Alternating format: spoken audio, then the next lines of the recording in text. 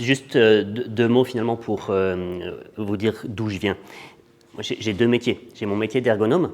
L'ergonome, il prend votre corps comme ça, tel qu'il est, il ne cherche pas à vous changer, et puis il va adapter le reste, le matériel, l'organisation, l'environnement, tout ça. Mais à côté de ça, j'ai une formation clinique, je suis posturologue ou thérapeute de la posture, et donc je soigne des gens.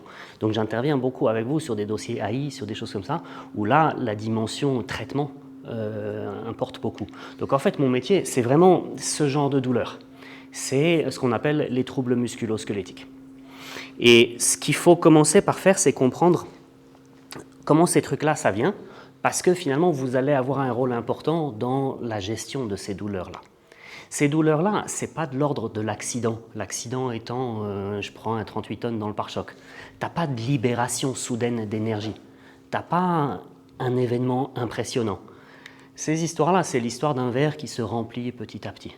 En fait, dans votre taf, vous le connaissez bien, ce verre. C'est chaque chaise que tu portes, chaque petit faux mouvement que tu fais, chaque nanana, qui va remplir le verre. Puis, quand tu es jeune, tu t'en fous de ce que je raconte, parce que ça fait pas mal. Arriver à quelques cheveux blancs, c'est une autre histoire. Ouais. C'est-à-dire qu'en fait, tant que le verre n'est pas plein, ben, on ne sent rien. On commence à sentir quand le verre déborde. Et c'est là où, du coup, ben, on va faire comme le dentiste avec les caries dentaires. Quand le verre déborde et que ton verre, c'est une dent, ben, ça s'appelle une carie dentaire. Ouais. Et dans le rôle du robinet, on a le sucre. Dans le rôle de la paille, on a le brossage de dents. Ouais, nous, on fait exactement la même chose. Pour vous, ce qui nous occupe ce matin, c'est vraiment le robinet. C'est-à-dire se dire comment est-ce qu'on peut aider nos clients à moins charger leur corps. Ouais. La charge sur le corps, c'est-à-dire le robinet, elle va provenir de 4 facteurs. Elle va provenir de ma posture. Ce que j'appelle posture, c'est vraiment le détail de tout ce que je fais avec mon corps. Ce n'est pas seulement est-ce que je suis assis ou debout, c'est est-ce que je suis là, est-ce que je suis là, est-ce que je suis là, est-ce que je suis là. Et à la limite, quand tu portes une charge, c'est même est-ce que tu es là ou est-ce que tu es là. La différence étant pas géométrique, la différence étant juste que j'ai utilisé quelques muscles en plus. Ensuite, une fois que j'ai regardé la géométrie du corps, j'arrache la peau des gens et je regarde à quel point ils sont contractés à l'intérieur. Cette contraction, c'est les efforts physiques, tu portes quelque chose, c'est les chocs, les vibrations, le froid. Donc travail sur écran, ça, on n'a pas trop. Le troisième truc, c'est une fois que tu as regardé la géométrie du corps, la contrainte mécanique, bah, tu vas regarder pendant combien de temps ça dure. Et puis le dernier facteur qui charge le verre, c'est le stress que j'ai mis d'une autre couleur parce que ce n'est pas mon boulot, moi je suis un mécanicien. C'est important. Et puis je fais le malin comme ça, mais en fait je l'utilise beaucoup en traitement. C'est juste que je ne vais pas soigner le stress moi. Je le prends en compte dans l'équation pour gérer ma stratégie, mais je ne suis pas ni psychologue ni psychiatre. Si tu as des problèmes avec ta mère, ta femme ou tes enfants, ce n'est pas mon problème. Je le prends en compte, mais je ne vais pas le régler. Ouais. En matière de stress, la règle, c'est donc moins tu es stressé, mieux tu te portes. Et puis pour ce qui nous concerne, c'est-à-dire la mécanique, la règle, c'est que tu n'as pas le droit de prendre 2 risques à la fois. Tu as le droit de te tenir n'importe comment, mais pas quand tu soulèves une chaise. Tu as le droit de soulever une chaise, mais pas 4 heures de suite. Et puis tu as le droit de te tenir n'importe comment, mais pas toute la journée. Et c'est là-dedans qu'on va essayer d'intégrer votre compétence. C'est-à-dire que si tu livres une chaise qui est comme ça, sachant que les gens ne règlent pas leur chaise, tu es sûr que la personne, elle va être un certain temps comme ça. Ouais. Et tu vas te retrouver avec posture durée.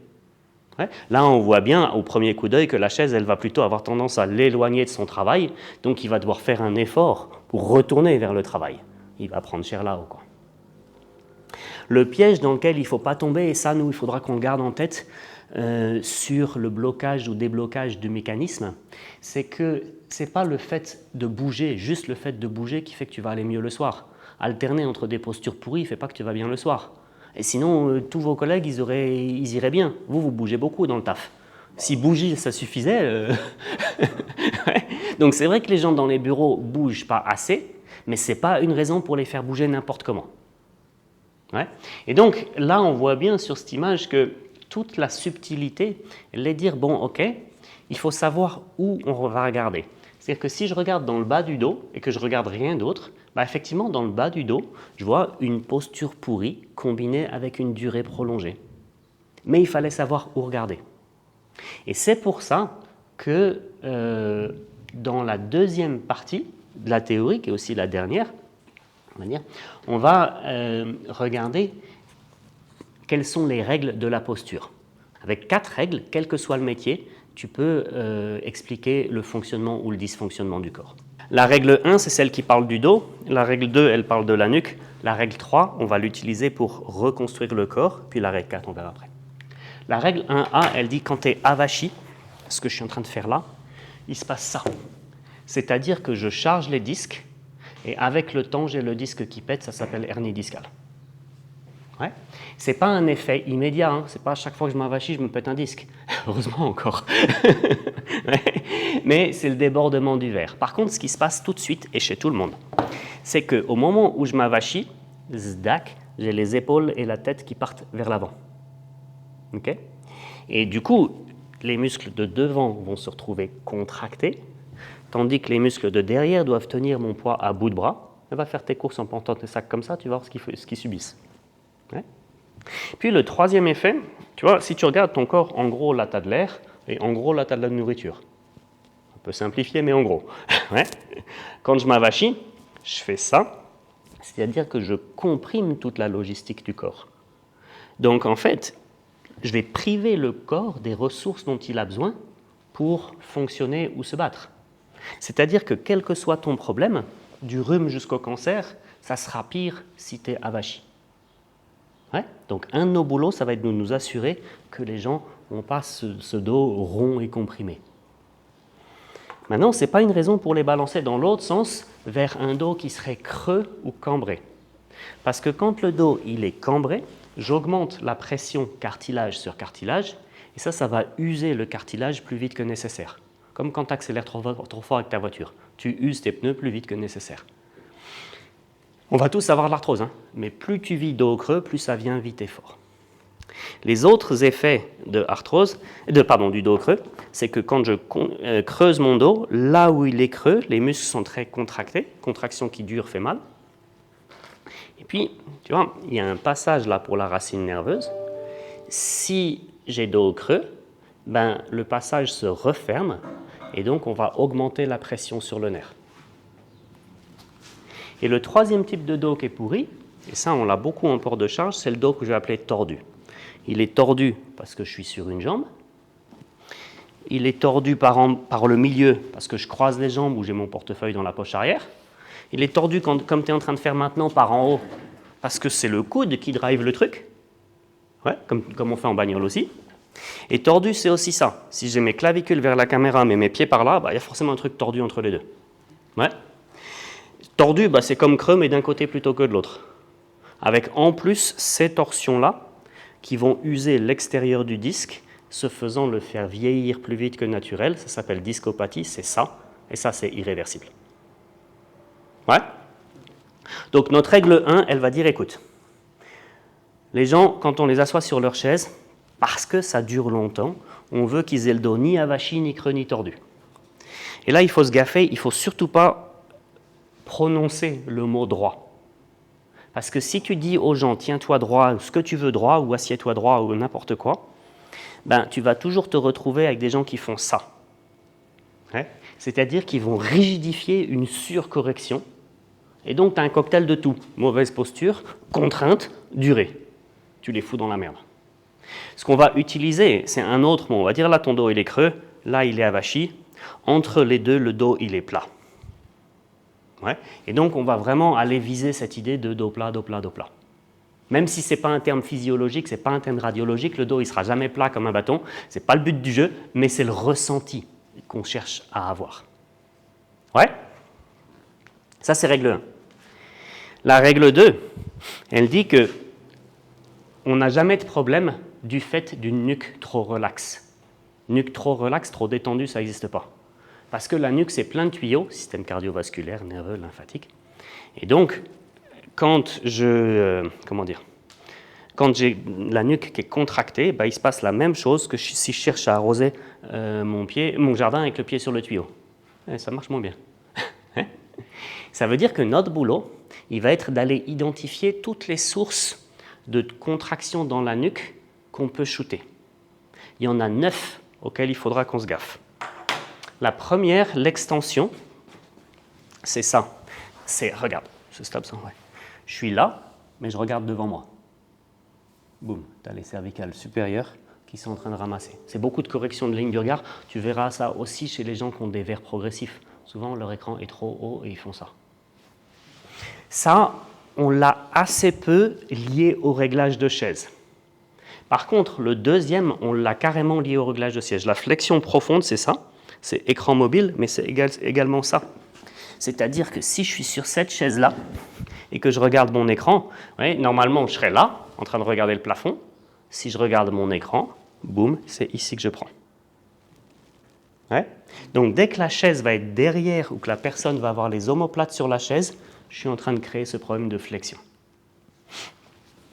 Le troisième, c'est la combinaison des deux autres, c'est quand la tête est devant, comme ça. Et la tête devant, c'est une histoire de dos avachi.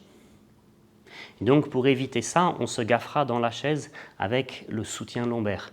Comment on réussit à soutenir les gens. Dès que le bassin est mal soutenu, boum, la tête va partir devant. Ouais. Rotation, comme ça. On ne l'aura pas trop lié au réglage de chaise, ça sera plutôt des histoires d'écran double, trop large. Et ça, on ne l'aura pas non plus, c'est des histoires de téléphone entre l'épaule et l'oreille. Donc nous, ce qui va être pertinent en matière de réglage de chaise, c'est vraiment cette flexion et puis cette tête devant. C'est ça qu'il va falloir surveiller. Ensuite, en matière de coude, tu vois, si je fais 0,20 là, je suis super relâche. Mais dès que j'écarte ici, je sens que ça contracte déjà plus, et là encore plus. En matière de réglage de chaise, ça c'est quand tu fous. Non, je vais finir par la remettre à sa place, celle-là. C'est à, je sais jamais. Ouais. Et ici. Voilà. C'est quand tu as quelqu'un qui est fin sur des accoudoirs qui sont larges. Les coudes écartés vers l'avant, c'est que ici je suis relax, super relax, mais là j'ai un premier point de rupture, là j'ai un deuxième point de rupture. Ça, je ne l'ai pas trop... Ah si, je peux l'avoir sur la chaise, autant pour moi. À nouveau, c'est une histoire de ça. C'est-à-dire que si je suis là, tu vois que la position de repos de mes bras, elle est derrière moi. Donc pour aller chercher mon clavier, je suis obligé d'avancer les coudes plus que 20 degrés. L'autre situation, ça sera à vous de voir si vous le gérez ou pas, c'est ce qu'il y a sur le bureau. C'est-à-dire que quand tu as bien assis les gens, mais qu'ils n'ont pas leur clavier ici, qu'ils ont mis un papier ici et qu'ils ont le clavier devant, tu te retrouves dans la même situation. Ouais. Troisième situation, c'est les coudes tirés derrière. Ça, vous allez le trouver chez les gens qui sont assis trop près de leur bureau. Le clavier est à leur place, mais tac, ils sont assis trop près. Et ça fait ce genre de position. Ouais. Et puis, les coudes remontés, on va l'avoir à chaque fois que soit le bureau il est trop haut, ou que les accoudoirs sont trop hauts. Ouais. Donc nous, notre boulot, ça va être de nous assurer que les gens, au final, ils sont dans cette position-là et qu'ils peuvent travailler dans cette position-là. Et comment on fait ça? Ça, c'est la règle 3. Ça sera de dire il faut absolument qu'on attire leur attention sur le fait que le corps, il démarre depuis le sol et puis il lutte contre la gravité.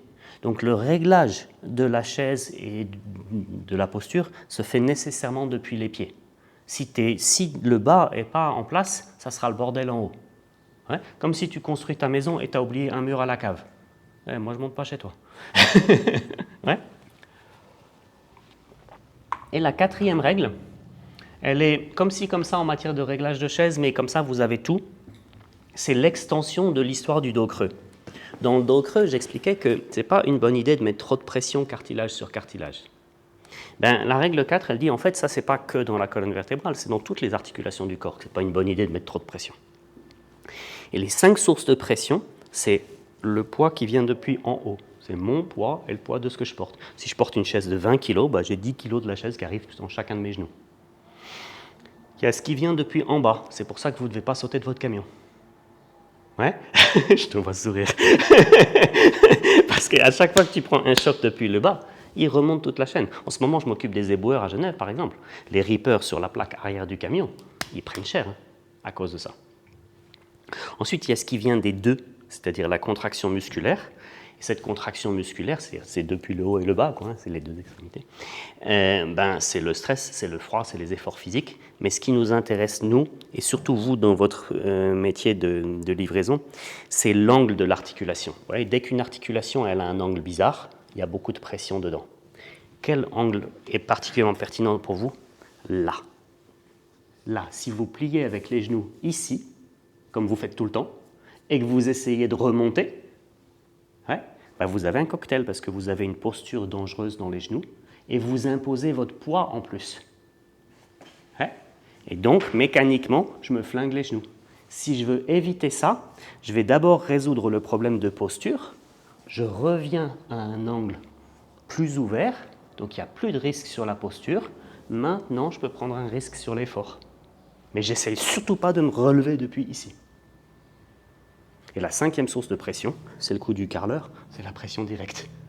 Avec ces 4 règles-là, tu as tout ce qu'il faut savoir. Il n'y a rien de plus. Que je forme les pompiers, les éboueurs, les crèches, les machins, je fais que appliquer ça. Ensuite, dans chaque métier, il y a des subtilités techniques. Mais le corps, il fonctionne toujours comme ça. Ce qu'on va faire maintenant, c'est effectivement, on va régler la chaise, mais pour régler la chaise, il faut démarrer depuis les pieds, et les pieds, ce n'est pas un réglage de chaise, mais je vous montre quand même. On n'a qu'à se mettre sur l'avant de la chaise. Et sur l'avant de la chaise, mettez les pieds bien loin devant. Et si les pieds sont bien loin devant, on sent que le dos, il a envie de s'avachir. C'est la 5e règle de la posture, c'est si tu mets un truc dans un sens, il y a autre chose qui va dans l'autre sens. Mécanique. Du coup, si je fous les pieds derrière, mon dos, il a tendance à creuser. Donc, ce qu'on va demander aux gens, c'est d'avoir les talons sous les genoux. Là, à nouveau, truc de langage, faites attention à ne pas leur dire de mettre les pieds à plat. Parce que si tu dis les pieds à plat, et que je fais l'avocat du diable, je te dis mes pieds, ils sont plats là. J'ai les talons et les orteils par terre, c'est plat. Là, c'est plat. Là, c'est plat. Ça ne veut rien dire à plat. Donc, la version précise, j'ai les talons sous les genoux. Vous verrez que les dames, elles ont tendance à faire ça. Les mecs, ils ont tendance à faire ça. Donc, même dans l'autre sens, on leur dit, tu veux que les talons soient sous les genoux.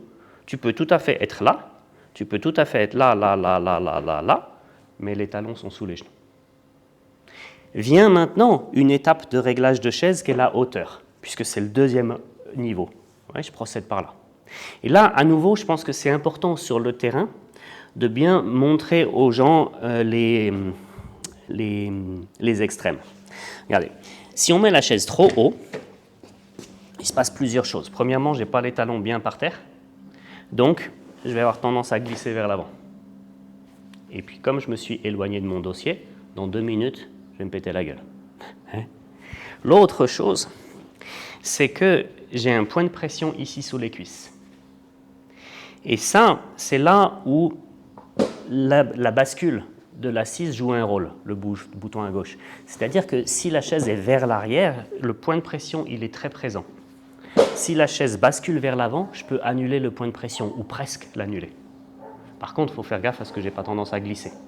Donc dans des situations où je n'ai pas envie de m'emmerder avec un repose-pied, parce que le tout est un peu trop haut, mais ça peut être une bonne solution pour remettre les gens les pieds par terre, mais sans s'emmerder avec un repose-pied.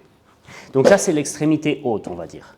L'extrémité basse, c'est si je suis assis trop bas, tu vois, ici, j'ai beaucoup de pression dans la hanche. C'est cette histoire de règle 4, là, comme je vous ai montré avec les genoux. Et donc, mon corps, il va vouloir rouvrir. Là, il ne peut pas rouvrir parce qu'il y a le sol, donc il rouvre là. Il m'avachit, il m'éloigne de mon clavier et je vais tout payer dans la nuque. Donc ça, c'est les 2 extrêmes. Comment on va régler le siège pour les gens ? On va s'assurer qu'il est plus ou moins horizontal, c'est-à-dire pour que le point de pression n'aille pas nous faire chier, quoi.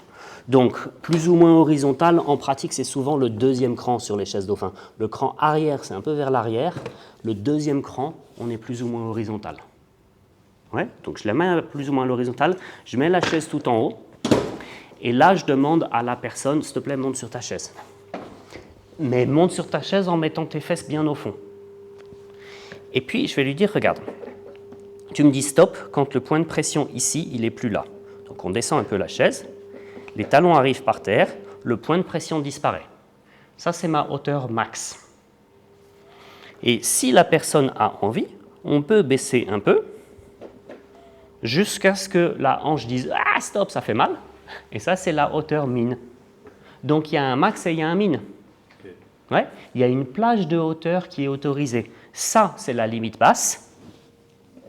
Ça, c'est la limite haute. Et entre les deux, il y a à peu près ça. Sur ces chaises-là, on verra sur les capiscos que entre haut et bas, on a plutôt ça. C'est ça l'intérêt de la capisco. Ouais. Donc, réglage de hauteur, je démarre depuis en haut, je redescends les gens jusqu'à ce qu'ils me disent qu'ils n'ont pas de pression ici. Et je garde en tête que cette pression, je peux la moduler un tout petit peu avec l'angle de l'assise. Ouais. Entre le cran 2 et le cran 3, on va dire à peu près. Sauf travail sous binoculaire, où des fois, ça arrive que je mette carrément devant parce que la personne doit être plus haute. D'accord ? De là, j'arrive à l'étage 3, qui est l'histoire de la longueur des cuisses. Et là, il y a une grosse source de confusion. C'est-à-dire que si je suis grand, les gens disent « Ah, moi j'ai trop de place derrière les genoux là. Donc je voudrais avancer l'assise. » Quand ils ont trouvé le bouton. Hein. Le bouton qui est donc ici, à droite. Le problème, c'est que si j'avance l'assise comme ça, je crée un trou entre le dossier et l'assise. Et ce trou, il fait que je vais toujours être assise sur la mousse. Après, il y a le coin qui me gêne. Tu vois, il n'y a pas grand-chose, mais je peux passer mon doigt derrière mon dos. Et donc, je commence déjà à m'avachir. Donc, en gros, moi, sur les chaises dauphins, ce que je recommande, c'est que, oui, certes, il doit y avoir de la place derrière les genoux, mais l'assise, elle peut être au cran 0, c'est-à-dire tout au fond, au cran 1 ou au cran 2. Après, ça devient un peu risqué. Ça devient un peu risqué parce que ça va réduire la pression du dossier. Et donc, ça fait que je transfère moins de poids sur la chaise. Ça dépend aussi de la taille des fesses. de la personne. Ouais. Mais de façon générale, gardez en tête, il n'y a pas de risque physiologique s'il y a trop de place derrière les genoux. Il faut au moins 2 doigts, c'est-à-dire de la place. Mais s'il y a 2 points, d'ailleurs c'est ce qui se passera sur la capisco, il n'y a pas de problème en soi. Donc par sécurité, il vaut mieux être un peu plus derrière qu'un peu plus devant. Donc vous dites aux gens, écoute, moi je te recommande le cran 0, 1 ou 2. S'il ne veut pas vous écouter, c'est plus votre problème. Hein. Mais votre recommandation, c'est 0, 1 ou 2. Ouais.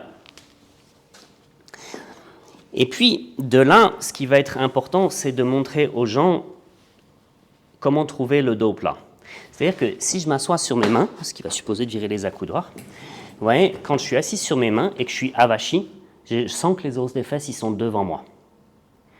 Je tourne sur mes fesses, là, j'ai le dos plat. Si je vais trop loin, les os des fesses, ils passent derrière moi. Donc ça, c'est en sorte, on va dire, un auto-check de ta posture. Vous allez avoir du mal à mettre les mains sous les fesses des gens. Donc, vous allez trouver autre chose. Même moi, j'ai du mal. Je ne fais pas. Regardez, le truc, il est ça. Il est que vous pouvez leur dire, avachis-toi et mets la main dans ton dos. Et vous sentirez que les vertèbres, elles sortent. Alors, elles sortent plus ou moins en fonction de la morphologie des gens, mais on peut sentir les vertèbres qui sortent. Et là, vous les faites tourner sur leur dos. Et quand ils sont sur les os des fesses, on sent que les vertèbres viennent de passer à fleur de peau. C'est-à-dire, là, je sens la vertèbre, là, je la sens tout juste plus. Et si je vais trop loin, évidemment, je ne sens rien. D'accord ? Donc, le but du jeu, c'est que les vertèbres soient à fleur de peau. Et là, vous allez en dire, OK, maintenant, t'es bien. On va se reculer dans le siège. Alors, attendez, pardon. On va quand même observer que vous êtes très légèrement devant. Ça, je ne sais pas si vous allez le gérer avec les gens, mais c'est important pour vous de le comprendre. Si je ne suis pas légèrement devant, c'est-à-dire que je suis légèrement derrière, je sens que j'ai les abdos qui se contractent. Parce que je suis comme la tour de Pise. J'ai la structure pour au-dessus de ces fondations. Là, je reviens, les abdos se détendent. Là, je vais trop loin, les muscles du dos commencent à bosser. Donc, le point d'équilibre, il est ici. Et quand je suis là, votre boulot, il est de dire, bon, OK, maintenant, on va au fond du siège parce que j'ai besoin d'ajuster le soutien lombaire pour qu'il te tienne le bassin. S'il n'est pas bien ajusté, tu vas te retrouver là. Ouais. Donc, ce que vous allez vouloir faire avec le soutien lombaire ici, c'est le mettre au niveau du bassin, là où il y a les 2 os durs. Ouais. C'est ça, la zone qu'on veut soutenir. Et pour faire ça, la technique, c'est je monte le dossier tout en haut, Je colle les fesses des gens au fond et quand je descends, je sens que ça frotte. Je sens que ça frotte, il y a plus de résistance parce que je suis sur la ceinture. Ouais. Ce n'est pas le minimum du dossier, le minimum du dossier, il est là. Ouais. Mais là, dès je sens que ça frotte, c'est là que j'arrête. Si le dossier il est trop bas, tu vas voir les gens, ils ont tendance à faire ça. Si le dossier il est trop haut, ils ont tendance à faire ça. Donc ça, on va s'entraîner un peu, mais c'est important, je pense que c'est le point clé du réglage, c'est de s'entraîner à bien sentir la ceinture des gens au travers le dossier, parce que ça va leur permettre d'avoir le dossier réglé à la bonne hauteur. Profondeur d'assise, hauteur du dossier, c'est un bouton qu'ils n'ont jamais vu. Jamais. Quand il y a la molette pour régler la profondeur du dossier, celle-ci là, qui se visse et se dévisse, honnêtement, c'est un réglage individuel, c'est un réglage de confort. Il faut juste dire aux gens, écoute, il ne faut pas que tu sentes que ça te fasse un point de pression comme ça, mais c'est réglage individuel. Vient en avant-dernier, parce qu'il y a des accoudoirs, la question de l'angle du dossier et du blocage des blocages. Si on veut faire ça bien, dis regarde, je te mets sur les os de tes fesses, les vertèbres elles ont juste disparu, maintenant je vais ramener le dossier, et quand tu te sens soutenu, tu me dis stop. Donc je ramène le dossier, je ramène le dossier, je ramène le dossier, et là je me sens soutenu, c'est-à-dire que si je relâche mes muscles, il ne se passe rien. Ça c'est le mode bloqué. L'autre mode, c'est je débloque et j'ajuste la résistance. Là, vous avez vu, la chaise, elle m'a un peu poussé vers l'avant. Donc pour moi, il faudrait qu'elle soit un peu plus souple que ça. Quand est-ce qu'on va bloquer ou débloquer la chaise? Regarde, moi je suis assis un peu devant, donc la chaise, elle est stable. Mais plein de gens, ils sont assis trop derrière. Et donc la chaise, elle se barre. Si tu vois les gens qui s'assiedent comme ça, le réglage de chaise que tu as fait, ça les emmène pas vers le dossier. Donc de deux choses l'une, soit tu renforces la résistance pour les pousser un peu dans cette direction-là, soit tu leur dis, écoute, vu que tu as tendance vraiment à partir derrière, moi je te conseille de bloquer la chaise, et puis quand tu as besoin de te relaxer de temps en temps, tu la débloques. Apprends à jouer avec ce bouton-là. Vous pouvez vous attendre à ce que les gens vous disent, putain c'est bizarre, je suis trop devant, t'es fou, le réglage il n'est pas bon. Ouais. Là, il faut prendre votre téléphone portable, pas faire une photo, hein. On ne fait pas des photos en entreprise. Mais vous l'utilisez comme miroir et vous leur dites, regarde-toi dans le miroir et dis-moi si tu te vois dans l'appareil photo comme tu te sens dans ton corps. Ils vont dire, bah non, j'ai l'air normal. C'est-à-dire que la posture normale, elle leur paraît trop devant. Ouais. Et puis ensuite vient le réglage des accoudoirs. Les accoudoirs, si vous voulez, ils ne doivent pas faire chier les gens. Parce que si les accoudoirs, d'une part, sont trop hauts, ils vont contracter les épaules. D'autre part, s'ils sont présents tout le temps trop fort, ils vont bloquer les bras et les gens vont se mettre à faire ça avec leurs poignets. Ouais. Donc votre idée, c'est de dire, regarde, tu dégages des accoudoirs en bas, tu fais ça. Et puis moi, je vais te mettre l'accoudoir juste sous tes bras. Votre repère, il va être ici. Dès que l'accoudoir, vous voyez qu'il lève un peu l'articulation de l'épaule, c'est que vous êtes allé trop loin. Ouais. Donc vous partez vraiment toujours des gens, vous faites ça, vous leur dites fais ça, moi je t'amène l'accoudoir. Ouais. Donc vous voyez, dans un cas comme dans l'autre, en fait, on est toujours en train d'adapter le siège à quelqu'un qui en fait le moins possible. On demande vraiment aux gens de faire ça tout le temps.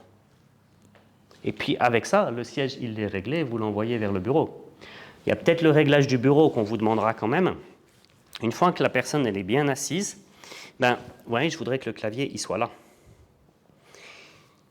Finalement, quand le bureau il est trop haut, ça va faire la même chose que quand la chaise elle était trop haute. Ça va faire un point de pression sous l'avant-bras. Donc quand le bureau il est électrique, vous montez le bureau pour créer le point de pression et vous descendez le bureau pour faire disparaître le point de pression. Quand le bureau il n'est pas réglable, souvent il sera trop haut. Ouais. Alors vous partez dans l'autre sens. Vous annulez votre réglage. Vous avez fait le réglage au milieu de la pièce. Pas grave. Vous remontez la chaise. Vous mettez les gens comme ça au-dessus de leur bureau. Et vous descendez la chaise jusqu'à ce que les doigts soient tout juste sur le clavier. Et là, tu regardes ce qui se passe au niveau du sol. S'ils sont à ça au niveau du sol, tu leur dis il faudrait un repose-pied. Est-ce que tu n'as pas une rame de papier, un truc comme ça?